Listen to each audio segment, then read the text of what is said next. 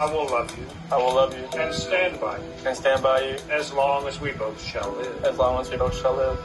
And then I met Chris. My health challenges happened.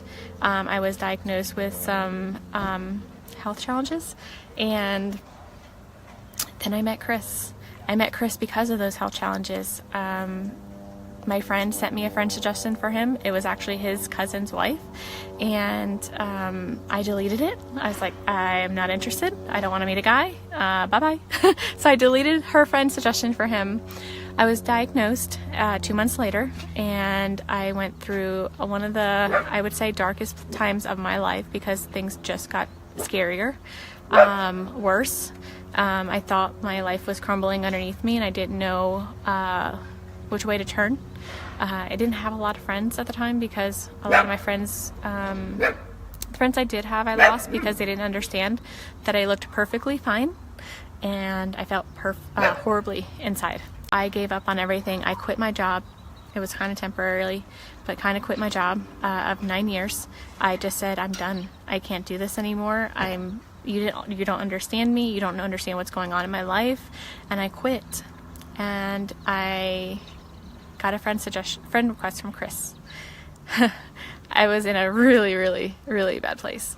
And I got a friend request from Chris on Facebook. And I was like, oh, what the heck? I'm never going to meet him. Except, one thing led to another, and 8 years later, we have 2 kids. We live in Colorado, and he's the best thing that has ever happened to me. And because of my health challenges, because I got so sick, I let him in. And he only knew me at that time. He knew me at my worst, and he accepted me. And, through your vows, like through sickness and everything, he's been there. He was the one that let me lay on him and fall asleep for 3.5 hours on his lap while he had to pee. He is the best thing that has ever happened to me. I'm definitely the dominant one in the relationship. He's very sweet. He's very calm. I'm the high-strung one in the relationship. My husband, he's such a great guy to put up with me over the years. He wasn't being the loving Chris that he normally was. He wasn't touching or hugging or doing stuff like that. And he wasn't being as attentive to the girls as he normally is. Did she suspect he might have been cheating? There was speculation, but she didn't want to believe that either, so I didn't know what to say or do. I don't know. I sat on our bed for I don't even know how long and didn't move because I didn't want to think that they weren't coming back. August 7th, 2018. Frederick, Colorado. A 34-year-old pregnant woman named Shanann Watts sends a text message to her close friend. The message, documented in police discovery files, reads, "Chris told me last night he's scared to death about this 3rd baby. And he's happy with just Bella and Celeste and doesn't want another baby." The friend responds, "He's just scared. Everything will be fun once the baby comes out." But Shanann isn't convinced. She texts back, "He has changed. I don't know who he is. He hasn't touched me all week, kissed me, talked to me, except for when I'm trying to figure out what is wrong." Later that same day, August 8th, 2018, Shanann texts another friend. According to court documents, the conversation goes like this. Friend, Nikki just told me you want to cancel the gender reveal. What happened? Shanann, he said we are not compatible anymore. He refused to hug me after he said he will try to work it out. Said he thought another baby would fix his feelings. Said he refused couples counseling. Friend, go through his phone. Make sure there isn't some other but I have to kill. Shanann, only thing I can think of, even though I don't think he has it in him, is another girl. She was right. 5 days later, on August 13th, 2018, Christopher Lee Watts murdered his pregnant wife, Shanann. Then he murdered their 4-year-old daughter, Bella. Then he murdered their 3-year-old daughter, Celeste. He buried Shanann in a shallow grave at his worksite. He stuffed Bella and Celeste's bodies into crude oil tanks through openings only 8 inches wide. Then he went to work. This is the true story of the 6 weeks before the murders. Every fact in this script comes from court documents, police discovery files, witness testimony, phone records, text messages, and Chris Watts's own confessions. This is what really happened. To understand how this family was destroyed, we need to start at the beginning. June 2018. Christopher Lee Watts, age 33, worked as an operator at Anadarko Petroleum in Frederick, Colorado. He and his wife, Shanann, age 34, had been married for nearly 6 years. They had 2 daughters, Bella Marie, born December 17, 2013, and Celeste Cathryn, born July 17, 2015. Shanann worked from home for Lavelle, a multi-level marketing company that sold nutritional supplements called Thrive. Her work required frequent business travel. She was active on Facebook, posting frequently about her family, her work, and her life.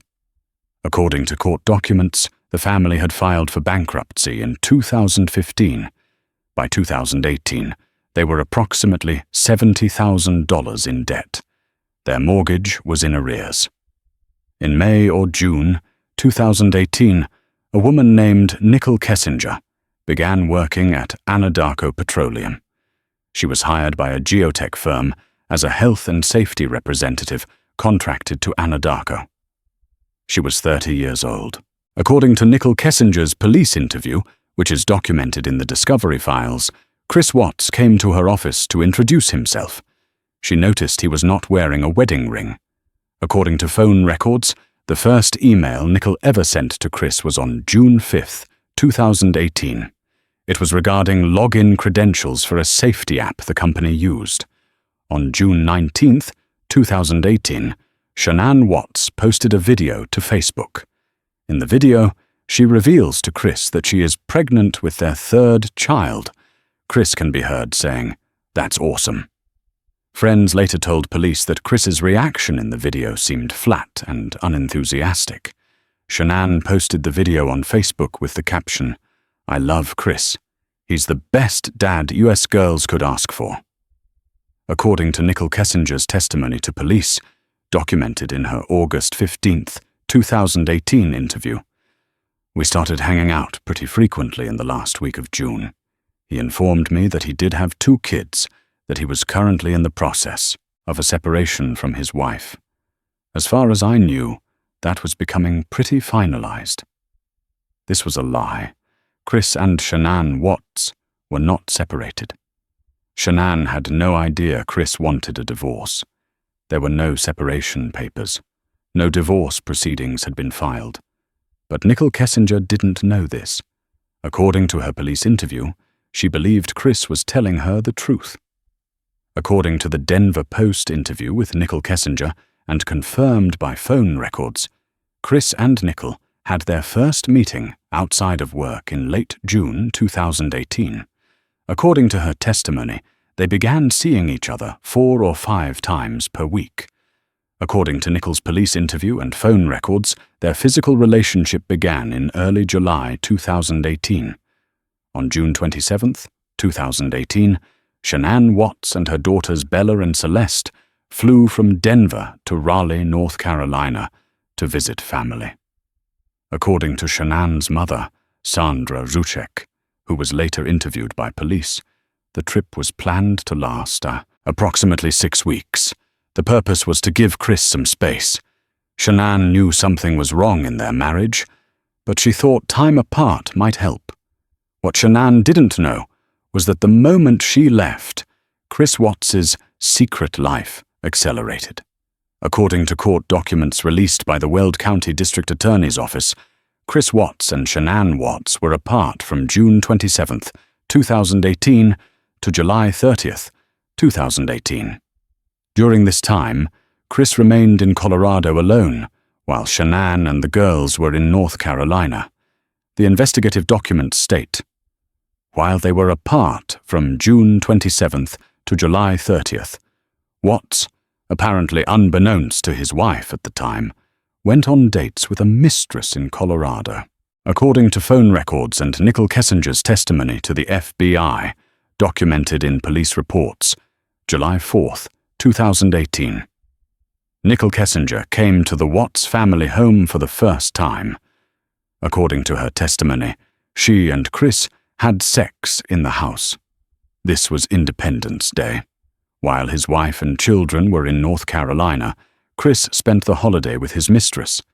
July 7th, 2018. Phone records show the first documented phone call between Chris Watts and Nicole Kessinger on this date. July 14th, 2018. According to a police report analyzing phone records and GPS data, Chris and Nicole went on a date to the Shelby American Collection Car Museum in Boulder, Colorado. July 28th, 2018. Phone and GPS records document that Chris and Nicole took an overnight trip to Great Sand Dunes National Park in southern Colorado. They spent the night together. According to Nicole's interview with the Denver Post, Chris told her during this time that his divorce had been finalized. This was another lie. There was no divorce. There were no divorce papers. Shanann had no idea Chris wanted to leave the marriage. According to Chris Watts's own confession to investigators in a February 2019 interview at Dodge Correctional Institution in Waupun, Wisconsin, documented in audio recordings released by the Weld County District Attorney. I stayed at her house almost every night while Shanann and the girls were in North Carolina. Kessinger wanted to have sex all the time. I never had to worry about saying something stupid around her, and never had to plan what I was going to say when I was with her. While Chris was living this secret life, Shanann was experiencing something very different.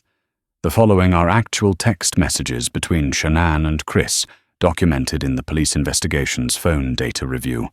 Early July text exchange. Shanann to Chris. You okay? It's like you don't want to talk. I kept trying to talk and I had to dig it out of you.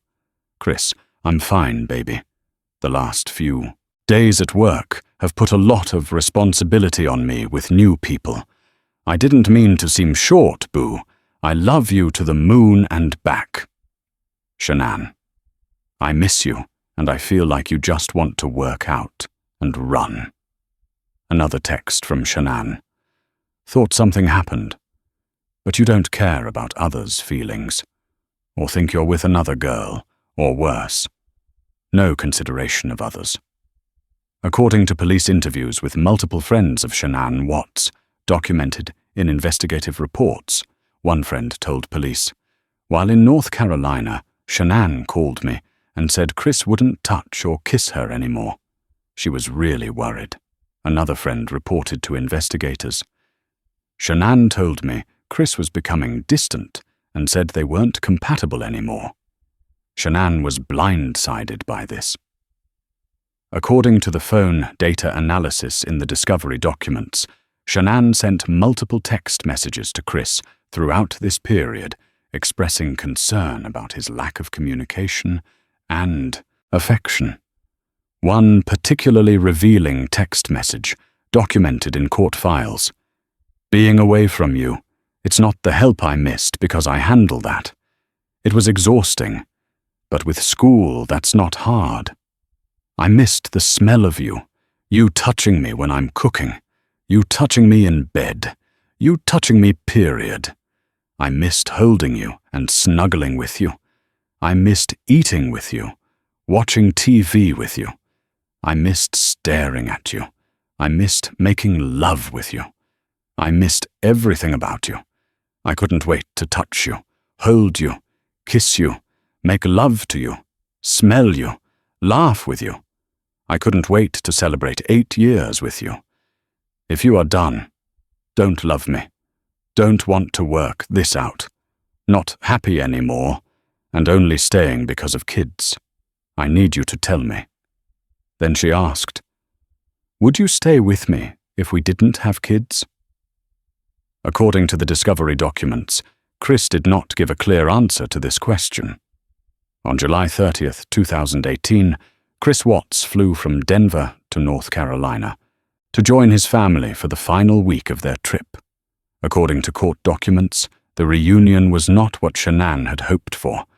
Text messages she sent to friends during Chris's visit, documented in the police investigation, reveal the truth. Shanann to a friend. "He has changed. I don't know who he is. He hasn't touched me all week, kissed me, talked to me, except for when I'm trying to figure out what is wrong. He's been distant since I left." According to a police interview with one of Shanann's friends, documented in investigative reports, that friend told the officer that after Shanann and the children spent 5 weeks without Watts in North Carolina over the summer, Chris came back to Shanann a different man. According to court documents, there was also conflict during this visit between Shanann and Chris's parents. Shanann sent Chris a lengthy text message accusing him of not defending her after his parents exposed their daughter Celeste to nuts, to which she was allergic. The text also stated that Chris hadn't shown any indication of missing Shanann during the weeks they had been apart.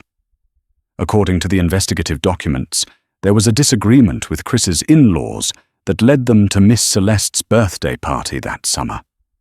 Meanwhile, while Chris was in North Carolina, phone data analysis shows that Nico Kessinger spent over 2 hours searching for wedding dresses online. On August 4th, 2018, just days before the family returned to Colorado, cell phone records show that Nico Kessinger searched online for wedding dresses for 2 hours. The Watts family returned to Colorado around August 7th, 2018. According to police reports and text message analysis documented in court files, what happened next reveals the complete breakdown of the marriage. August 7th, 2018. Text messages between Shanann and a friend. Shanann: "Chris told me last night he's scared to death about this third baby, and he's happy with just Bella and Celeste and doesn't want another baby." Friend: "He's just scared. Everything will be fun once the baby comes out." Shanann: "He has changed. I don't know who he is." August 8th, 2018. Shanann was helping a friend plan a gender reveal party scheduled for August 19th. According to court documents, Shanann texted the friend to cancel the party. The text exchange, documented in police reports, went as follows. Friend: "Nikki just told me you want to cancel the gender reveal. What happened?" Shanann: "No, can I call you tomorrow and tell you?" Shanann: "Chris said, we are not compatible anymore." Shanann: "He said we are not compatible anymore. He refused to hug me. Said he thought another baby would fix his feelings. Said he refused couples counseling." Friend: "Go through his phone. Make sure there is some other I have to kill." When the friend suggests counseling. Shanann: "He said he's not sitting on no damn couch saying what he just said to me to no stranger." Shanann: "This baby in my belly deserves his full love." Shanann: "Only thing I can think of, even though I don't think he has it in him, is another girl."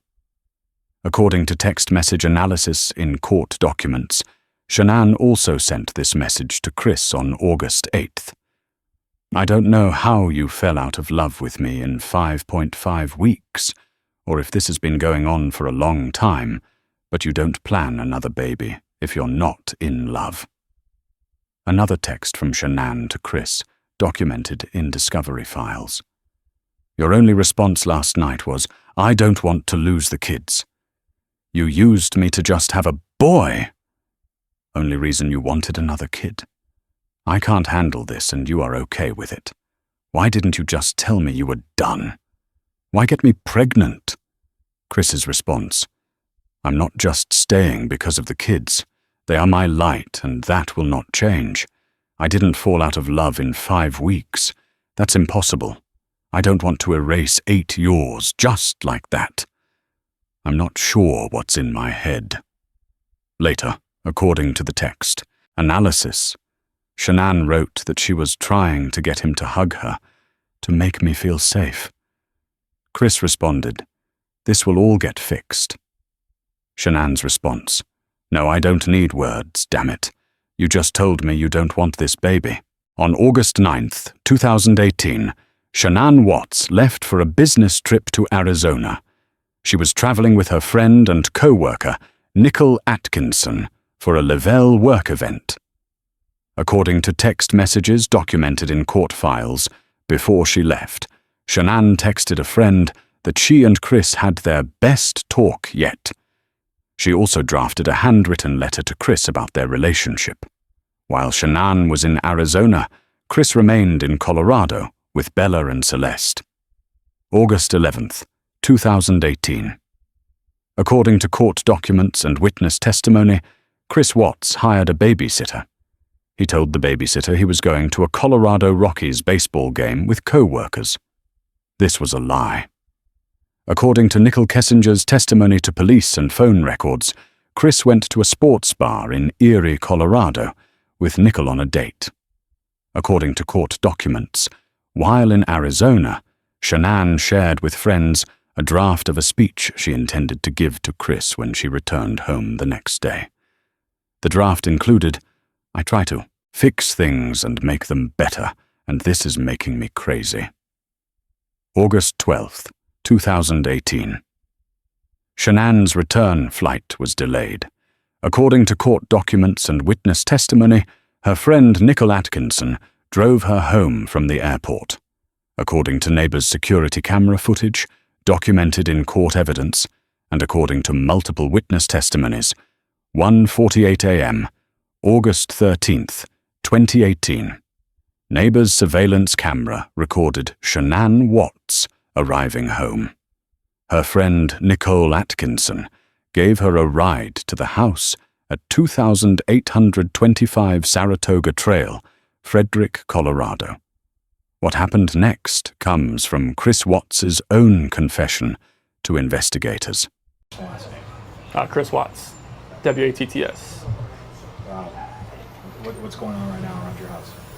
Right now it's you got K9 units, the sheriff's department. Everybody's like they're doing their best right now to figure out like if they can get a scent, see where they went. If they went on foot, they went in a car, or they went somewhere. And right now it's just like they've been on point. They're going through the house trying to get a scent, and hopefully they can pick something up to where it's going to lead to something. What happened? Your wife came home. Tell me what's. She came home from the airport 2 a.m. and I left around 5:15. She was still here, and like about 12:10 in that afternoon, her friend Nicole showed up at the door. Like I had texted Shanann a few times that day, called her, say but she never got back to me. But she wasn't getting back to any of her people as well, and that's what really concerned a lot of people. Is like if she's not getting back to her, like if she doesn't get back to me, that's fine. Like she gets busy during the day, but she didn't get back to her people, which was very concerning. And Nicole called me when she was at the door, and that's when I came home. And then walked in the house, and nothing was vanished. Nothing was here. I mean, she wasn't here. The kids weren't here. Nobody was here. So the doorbell has a camera on it. When you get up to a certain proximity, and when you ring it, it detects a visitor. Okay. Tell me what happened. Get it all out, and then once you get it out, let's go over it. Okay. So just get it all out as far as this. Tell me exactly what you remember, and I'll take notes about where we can go. Okay. So this 1:48 a.m. So 1:48 a.m. doorbell detects a visitor. So when we were over at the neighbor's house that next day, we were looking at his camera as well, and it didn't show anybody walking up to the driveway, which was kind of weird. That's the only reason I put that on there, because it showed Nicole dropping her off, but nobody actually walking up to the house. It was kind of weird, but she was in the house. Okay. So, and what time are we talking? This is still 1:48. Okay. So, 2 a.m. Shanann gets in the bed with me. 4 a.m. That's when my alarm goes off for work, and I'm seeing get dressed, brush my teeth, everything I do upstairs. Okay.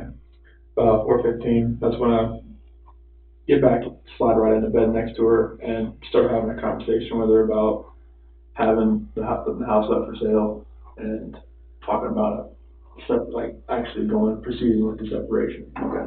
And obviously it gets pretty emotional, like we're talking about, like we felt the disconnection was there, like falling out of love and trying to stay together, maybe just for the kids' sake, but we're realizing that doing like our homework, it's not, most of the time that's not going to work. Yeah.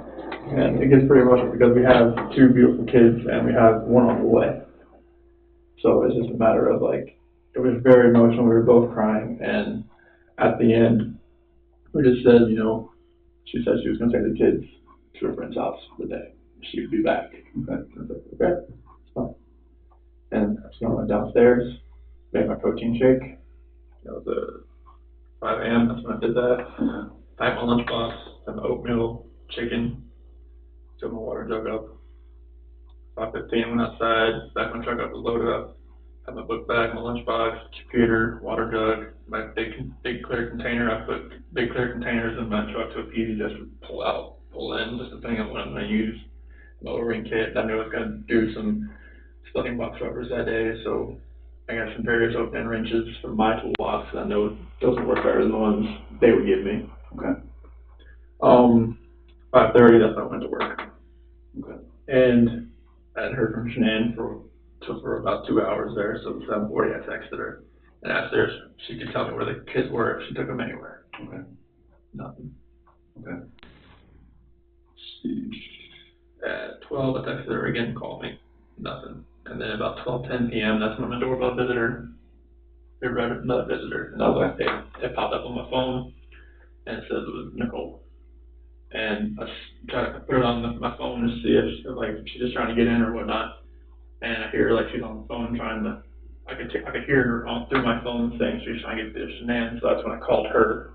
Yeah, I called her at 12:20, see what was going on. She told me that Shanann hadn't responded to any of her calls all day or any of her friends' calls all day. Okay. And that's very strange, just because, she doesn't get back to me, that's fine, she gets busy with kids or whatever. And if she doesn't get back to her people, the people she works with direct sales. Okay. So if she doesn't get back with them, that's strange. Is she the type to answer the phone? For them, yeah, all the time. Okay. Yeah. For me, it's just hey, wait, I'll see you later. So about 12:40, a few more efforts from Nicole to reach her while she's there, outside the house. Mm-hmm.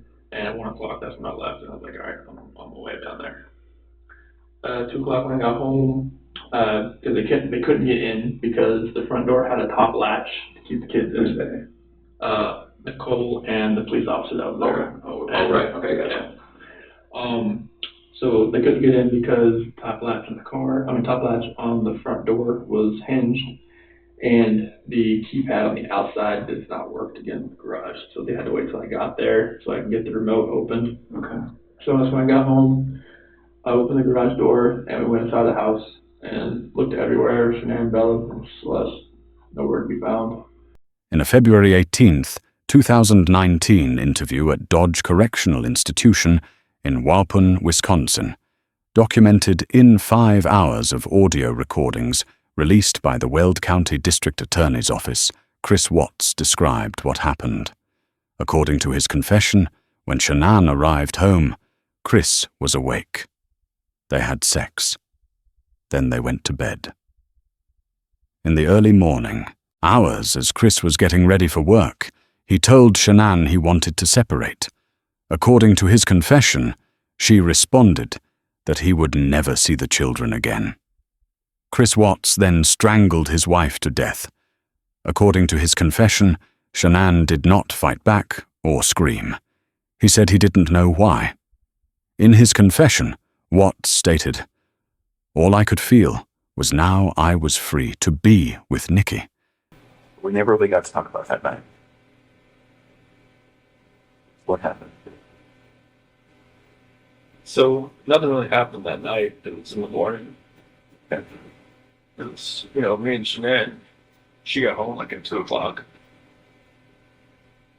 And, I felt her get into bed, and like I just felt like I didn't really dip, but I just make sure I looked at my phone at 2 o'clock and make sure she looked right, she's in there, and I kind of feel her kind of stirring around a little bit. And, I just had a feeling that she knew like what was going on.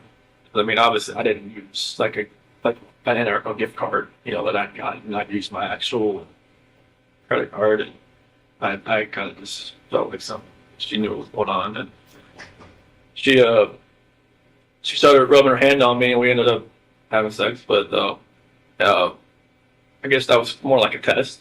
Oh, I would have thought. interesting. Okay. Yeah, because when we talked, when I woke up later on in the morning, like, I pretty much, told her, like, I didn't think it was going to work anymore. And she was like, what happened? What was last night? Mm-hmm. So I figured that must be a test after I've gone through everything in my head. That makes sense.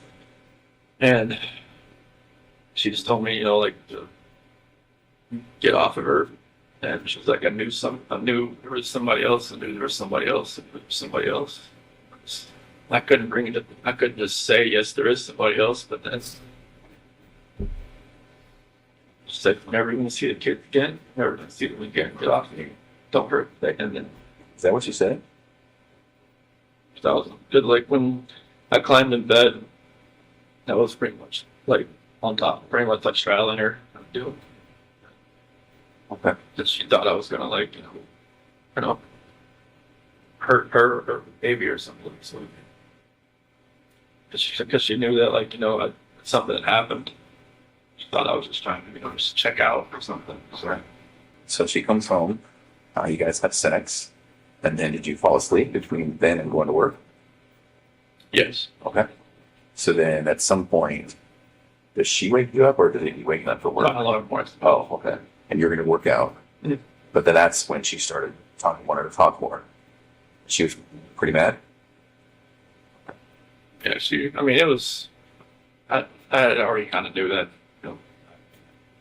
Shanann, did she actually say you're never going to see the kids again? She said that to me before. Yeah. So then on that night, was it just a new type of fight? Never had, or what? What happened? Yeah, totally different type of fight. It was, it was, just felt like, I don't know, it was more anger than anything else. Like, there was emotion to it at first, and then it just felt like it was just anger. It was just like, like there was no love there. It was kind of like what we were saying, what she was saying. It was just like, it's almost like we knew like something was coming at each other. We didn't know, like, it wasn't ourselves. Really? No. Anger from you or anger from her? I think it was more anger from me and more like desperation from her. Feelings of my love for her was overcoming me. I felt no remorse. According to his confession, 4-year-old Bella walked into the bedroom while Chris was disposing of Shanann's body. Bella asked, "What's wrong with Mummy?" Chris told her, "Mummy don't feel good." According to his confession, Chris wrapped Shanann in a bedsheet and dragged her down the stairs. Bella followed him, crying. 3-year-old Celeste woke up to the sound. 5:27 a.m. Neighbor's security camera captured Chris Watts's truck backing into the driveway. According to his confession and physical evidence, he loaded Shanann's body into the truck bed, then placed Bella and Celeste in the back seat. He drove them to Servi 319, a remote oil work site approximately 40 miles east of Frederick, where he worked for Anadarko Petroleum. According to Chris Watts's confession, the girls were alive during the drive. They asked, "What are you doing to Mummy?" At the site, according to his confession, Chris smothered 3-year-old Celeste with her own blanket.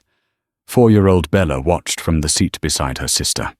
He placed Celeste's body inside an oil tank through an opening only 8 inches in diameter. Then he returned to the truck. He used the same blanket to smother Bella. According to Chris Watts's confession, Bella's last words were, "Daddy, no." He placed Bella's body inside another oil tank. Then he buried Shanann's body in a shallow grave nearby. According to court documents and phone records, at 10:10 a.m. on August 13th, 2018, during a break after murdering his family and disposing of their bodies, Chris Watts searched Google for the lyrics to Battery by Metallica. The lyrics he searched for include, "Cannot kill the battery, cannot kill the family." Then Chris Watts went to work. 1:40 p.m., August 13th, 2018. Shanann's friend Nicole Atkinson reported her missing to the Frederick Police Department. According to police reports, Atkinson became concerned when Shanann missed a scheduled obstetrics appointment and failed to return her text messages. Police arrived at the Watts residence to conduct a welfare check. According to court documents, they found Shanann's phone was located between the couch cushions. Her purse, containing her keys and lupus medication, was on the kitchen island. Her car was in the garage. The family dog was unharmed in the house. Her wedding ring was on the bedside table. A suitcase was at the bottom of the stairs. There was no sign of Shanann, Bella, or Celeste. August 14th, 2018. Chris Watts gave interviews to Denver television. Stations KMGH-TV and KUSA-TV. He stood outside his house and pleaded for the return of his family. In the televised interview, Chris said, "Shanann, Bella, Celeste, if you're out there, just come back. Like if somebody has her, just please bring her back. I need to see everybody. I need to see everybody. Again, this house is not complete without anybody here. Please bring them back." August 15th, 2018. According to court documents, the FBI joined the search. Chris Watts was administered a polygraph test. He failed it. That same day, Nicole Kessinger went to police. According to her testimony, she had seen Chris on the news and realized he had lied to her about the state of his marriage and about Shanann's pregnancy. She told police about the affair. After hours of interrogation, Chris Watts asked to speak with his father. According to the arrest affidavit, he then confessed to killing Shanann. However, he claimed that he had killed her only after witnessing her strangling their daughters on a baby monitor. This was a lie. Investigators immediately rejected this story. Chris Watts was arrested and charged with 3 counts of first-degree murder and 3 counts of tampering with evidence. August 16th, 2018. Investigators, using information Chris provided, located the bodies at the Cervi 319 oil well site.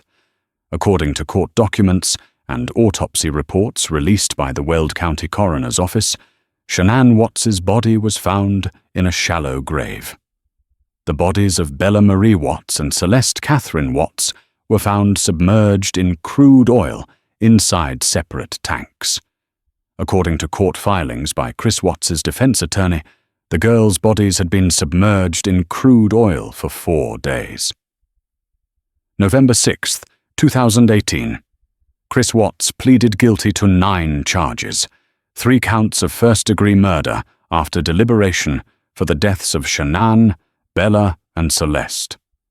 2 counts of murdering a child under the age of 12 while in a position of trust.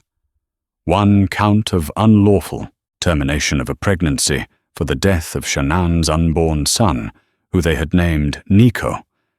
3 counts of tampering with a deceased human body. As part of a plea deal, the death penalty was removed from consideration. Shanann's family, the Rzuceks, requested that prosecutors not seek the death penalty. November 19th, 2018. Judge Marcelo Kopsau sentenced Chris Watts to 5 life sentences without the possibility of parole, 3 to be served consecutively, an additional 48 years for unlawful termination of pregnancy, an additional 36 years for tampering with the bodies, 12 years for each count. Judge Kopkow called the murders perhaps the most inhumane and vicious crime I have handled out of the thousands of cases that I have seen. Chris Watts is currently serving his sentence at Dodge Correctional Institution in Waupun, Wisconsin. The 6 weeks documented in this script tell the story of how a family was destroyed from June 27th to August 7th, 2018, while Shanann Watts was in North Carolina with her daughters trying to save her marriage. Chris Watts was in Colorado living a secret life with his mistress.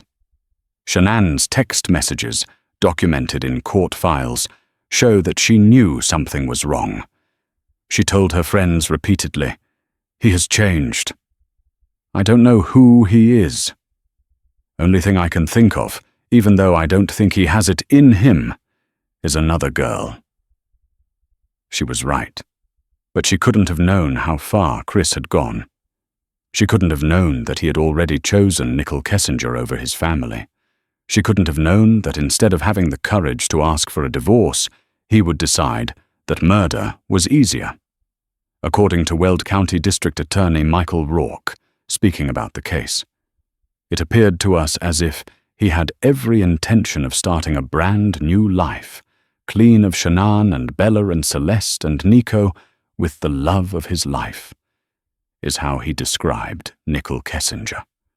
Shanann Cathryn Watts died on August 13th, 2018. She was 34 years old and 15 weeks pregnant with a son she and Chris had named Nico. Bella Marie Watts died on August 13th, 2018. She was 4 years old.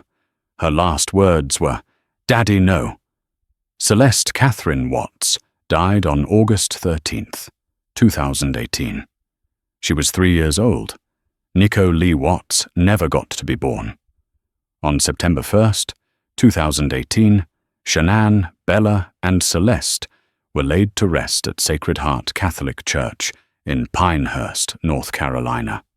During the 90-minute ceremony, which began with Amazing Grace, Chris Watts was never mentioned. Shanann's father, Frank Rzucek, had a statement read, "You are nothing but pure love, always caring for everyone. You will always be Daddy's little girl." I know I keep bringing it up. Can you walk me through just the last few minutes before Shanann died? It was pretty much just like I had gotten dressed for work, and then like we started talking. Did she come to you? No, I was just right there in bed. Oh, Just- okay. Yeah, so I was just like, I got my blue shirt on, I'm not jeans and everything. Ready to go. I was ready to go, and Was she asleep, or did you have to wake her up to finish your conversation? I Or wake her up because like she got home like 2 o'clock, so she pretty much out of bed. But I never knew like if her plane got delayed. Someone always told me like she just like sat around with Nicole and just like talked for a while and then came home or something. I'm not sure if that was It was delayed. yeah. But yeah, when she came home and everything, but yeah, like I woke her up to talk to her. Oh, okay. Yeah. And is that because it was just eating at your Yeah, brain? like I knew like, something like it's something so right with me. So I know like she knew. I just knew she knew. I just felt like maybe the kids weren't gonna be there when I got home that day. Oh, interesting. Now, I don't mean to offend, but I have to ask, is that really the truth? Okay. I really felt like they weren't gonna be there when I got home that day. Oh. And like she so- would take them somewhere? No, Or- I just felt like either maybe I wouldn't go home, maybe they weren't gonna be there, or I wouldn't be allowed in. Type thing. I think I saw some text messages where Shanann talked about that she would take the kids to another state or something because she wouldn't be able to afford to live in Colorado or something like that. Did she say that kind of stuff to you, or Yeah. what did she say about that? She said she couldn't afford to live in Colorado on her own, and that I told her like, well, try it. I mean, she pretty much makes the same amount I do, Yeah. but she said she wouldn't want to try, just because Colorado just price of living there was a lot higher than North Carolina. And just so I'm clear, you thought maybe in your mind, you thought maybe she would take the kids somewhere else or like lock you out of the house or just like I wouldn't want to make a scene like trying like out on the door trying to get in or anything like that. But, like, I just felt like that was what I did on Sunday. It was kind of like or Saturday night was kind of like the last straw. Kind of like going out with somebody and actually having a account card and just like not trying at all. So walk me through it though, because she comes home, she touches you, you guys have sex, you fall asleep, then you wake up for work, all natural, all, a normal day's work type thing. Yeah. What was it that made you think, I just can't do this anymore, I have to talk to her? It was eating away at me. Like, I knew, like, something, I knew everything that I did. Like, I know, like, when I was with Nikki, it was, different. Like, I wasn't even, like, in the realm of, I'm a dad, I'm a husband type thing. Oh. And then, like I was saying, when I'm never at home, like, sleeping at my own bed, like, I have no, like, concept of that anymore. Interesting. So in your mind and heart, you could have moved on. Like, it kind of felt like if I wasn't at home, like, I didn't think about it almost. Cause like, if I wasn't sleeping on my own, but like, I think there was at one point, like, Nikki had gone to the mountains with her friends for like a few days, like, into June, first part of July. And then, like, that part, obviously I was home. But like, from that whole month of July on, it was like, I was never at home. Like, I never had all those reminders around me. I never had, like, every time my wife would call me, I would be at Nikki's house. Oh. While she was in North Carolina? Yeah. Okay. And I would, like, walk outside and talk to her, or, like, when I was next to the car or something like that. I would never be at home looking, like, have all these pictures around me and just being in the same bed, seeing my kid's bed, seeing everything that we go for the last 6 years. And so, did you just want to once and for all get it out in the open? I just wanted to just tell her how I was feeling at that point in time. Like, I didn't feel like me and her were compatible anymore. Yeah. Honestly, I didn't feel like that because what was going on with Nikki, it was new. It was new. Right, absolutely. Anything that's new always feels better than the old. Yes. You were probably bitten by the love bug. Yeah, it's how a lot of therapists. Unfortunately, yeah, it was just like, I never felt that. I mean, even like with new relationships in the past, like, it always felt different, like, the first couple of weeks, and then, but it just, with someone Nikki felt different. I don't know what it was. Maybe it was just like you said, like, I was more in control, and like, it was more of like, maybe more of me coming out. Because Shanann always said, like, it always seemed I was more myself around other people, like, her cousin Cody, like, Cody came up, visited us for a little bit while we were in Colorado for a little while, and Cody always talked about, like, oh, Chris is so funny, Chris is like, Shanann would always like, why are you never like that with me? I'm just like, well, maybe I always felt nervous around you. There's only so much oxygen in the room, right? I say this to some people with dominant personalities, I just always felt nervous. I always felt like I was, never could actually just be myself. Right. Nikki, I was myself, like, all the time. It was just different. Well, and it seems as though, and again, hard to talk about, and you tell me if I'm wrong, but it also seems, is it accurate to say that sexually you were able to say, Nikki, this is what I would like, this is what I'm into, or blah, blah, blah, and maybe not with Shanann? No, Nikki just she wanted what she wanted. She wanted to do it pretty much all the time. I was just like, okay, that's fine with me. Okay. With Shanann, it was like, I'm like, hey, sometimes it happens, sometimes it didn't. But that wasn't the case as far as that. It was just like sex or whatnot. But okay. It was mainly, I was just more myself. Just not think about what I was going to say or plan what I was going to say or not, say something stupid or something. But right. A little bit of freedom. Can I ask you something about that morning that you had sex with Shanann? Did you feel at all like maybe you were kind of cheating on Nikki by doing that? I felt strange. I felt like, the first time I was with Nikki, I felt weird. First time, Sure. And then the last time I was with Shanann, I felt totally strange. I was just like, I didn't know who I was. I didn't know who I had become. I felt like I'd become people I see on TV, and that did not feel right with me. Like, I didn't know what had happened to me. Mm-hmm. So Nikki even asked me, like, have you done this before? Have you go straight away? I'm like, I've never even thought about it.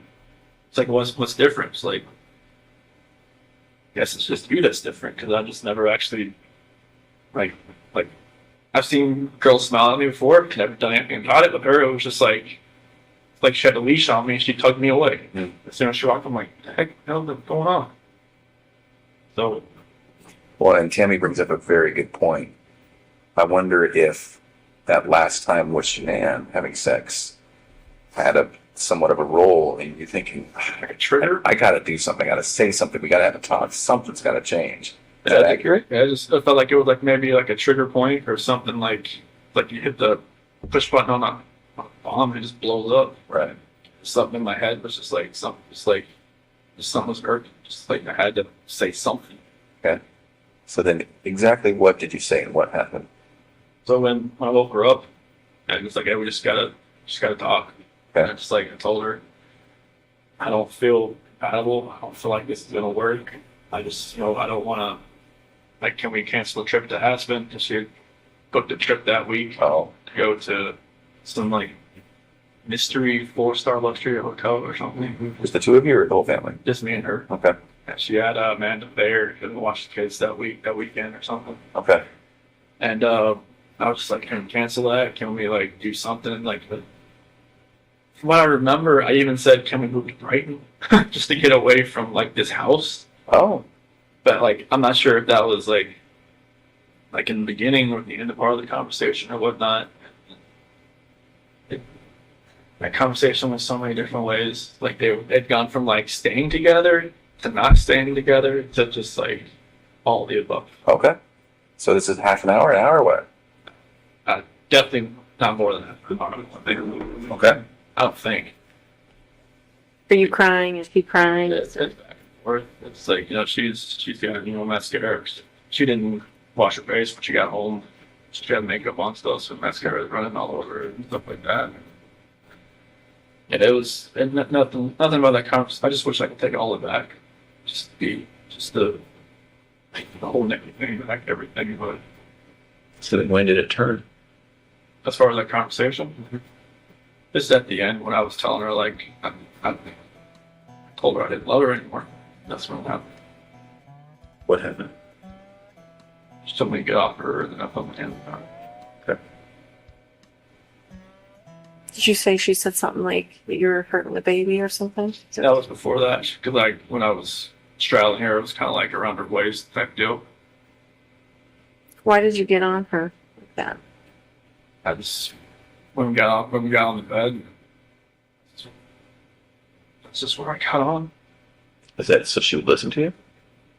I felt like she could probably listen to me just laying beside her, but I got on top of her. Hmm.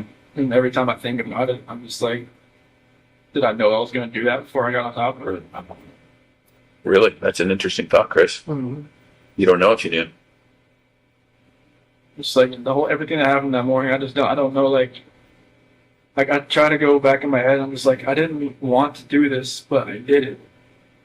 It's everything just kind of like, Felt like you had to?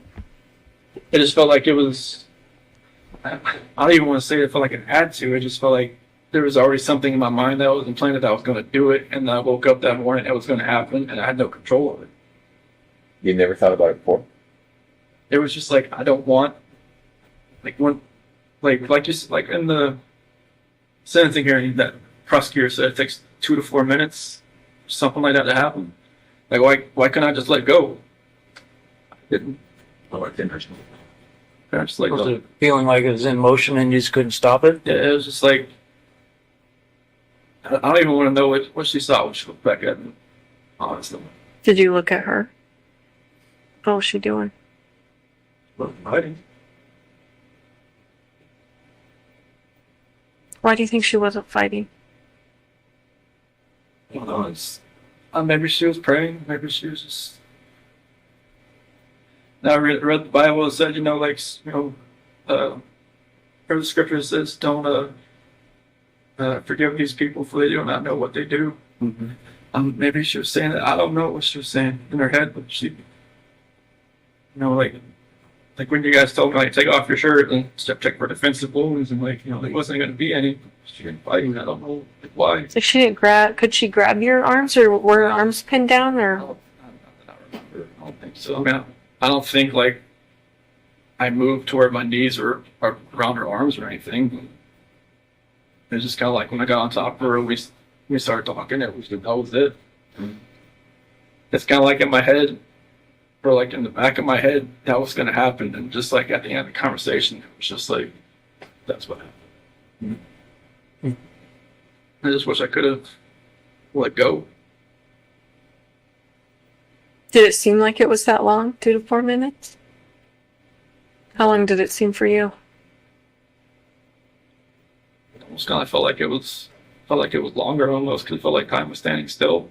It's kind of like I just saw my life just disappearing before my eyes, but I just like I couldn't let it go. It was like somebody else, like if you picture somebody else around you, holding your hands, holding you, keep you from not letting go.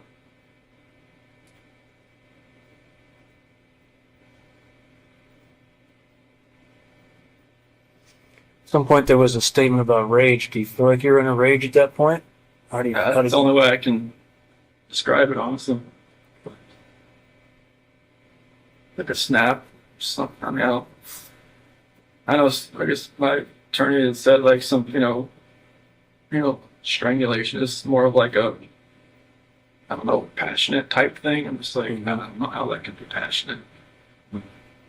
It's just intimate because you're right in there. Yeah. Using your own hands. It's a lot different than someone standing across the room and you shooting them or something like that. So. It just felt like somebody was like behind me, just like I just couldn't let go.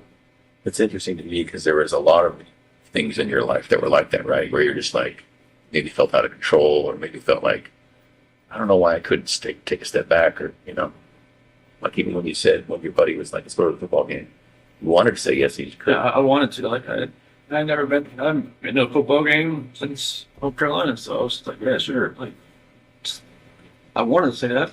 Yeah. I wanted to just text him, hey, no, it fell through, can't go. So, then what? Just,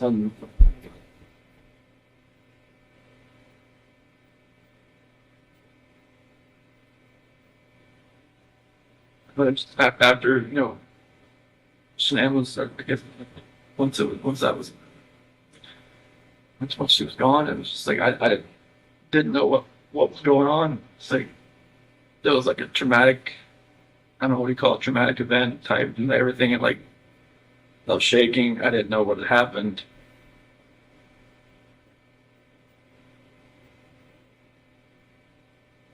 I didn't know what to do. I didn't know what I had done. I still wasn't in that right state of mind. I don't think like I was in control of what I could think or what I could do at that point in time. Like most people say, like, why don't you just call 911? Why? It's like, unless you're in that situation, you don't know. We don't know what we would have done.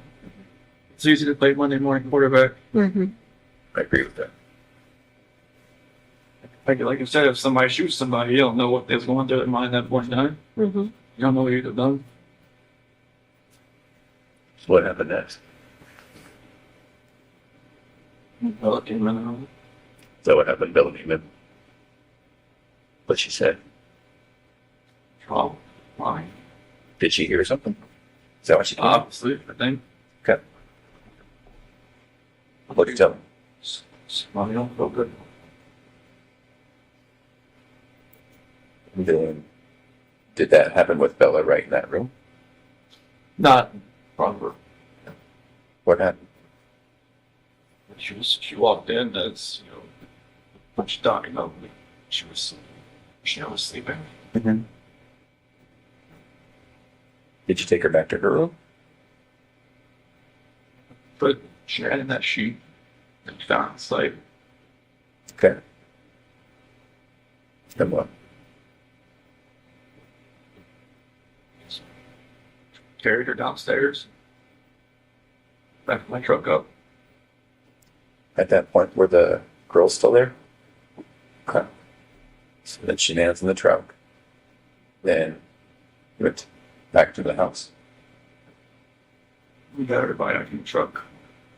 Was Bella first or was Cece first? And the truck? Yeah, I'm sorry. So Shanann was first. And then Bella was next? Was Bella alive? When you guys got in the truck? Oh, okay. What happened?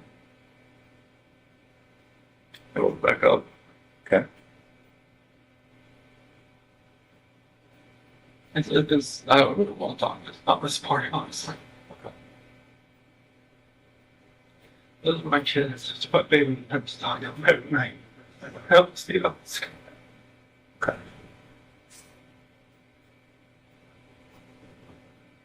Every time I see pictures of them, I don't know how it's